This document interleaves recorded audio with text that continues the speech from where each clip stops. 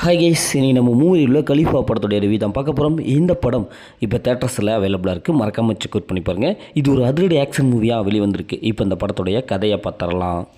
படத்துடைய ஹீரோ வழக்கமாக ஹீரோயினை பார்ப்பாங்க, லவ் பண்ணுவாங்க, கல்யாணமும் முடிஞ்சிடும். ஒரு மிடில் கிளாஸ் லைஃப், ஸ்மூத்தாக லைஃப் போயிட்டுருக்கோம்.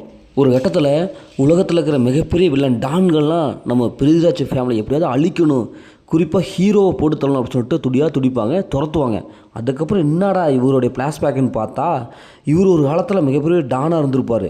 இந்த தங்கத்தை கடத்துறது தான் இவருடைய முக்கிய வேலையாக இருக்கும். இதெல்லாம் விட்டுட்டு நம்ம சாதாரண லைஃப் வாழலாம் அப்படின்ட்டு வந்திருப்பார். ஆனால் இப்போ விதி விடலை.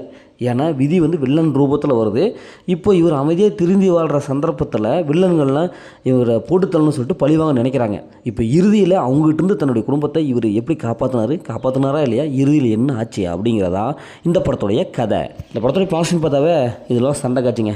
செகண்ட் ஹாஃப் நல்லா இருக்குங்க. படம் படு ஸ்பீடாக போகுது. பிருத்திவிராஜ் ஒரு சூப்பரான ஒரு ஹீரோ, அதையும் தாண்டி ஒரு ஆக்ஷன் ஹீரோ அப்படிங்கிறத இந்த படத்தில் ப்ரூவ் பண்ணுறாரு. ஏன்னா அந்தளவுக்கு சரியான ஒரு ஃபைட் சீக்வன்ஸி கொடுத்துருக்காரு. அவருடைய ஃபைட்டு நல்லாவே இருக்குது. அதுவும் அந்த துப்பாக்கி வச்சுலாம் ஃபைட் போடுறதும் நல்லாவே இருக்குது. அதேமாரி படத்தில் சும்மா தலை மாதிரி சேசிங் சீன்ஸ்லாம் இருக்குது, அதுவும் நல்லாவே இருக்குது. ஃபைட் சீன்ஸ் நமக்கு நல்லாவே கனெக்ட் ஆகுது.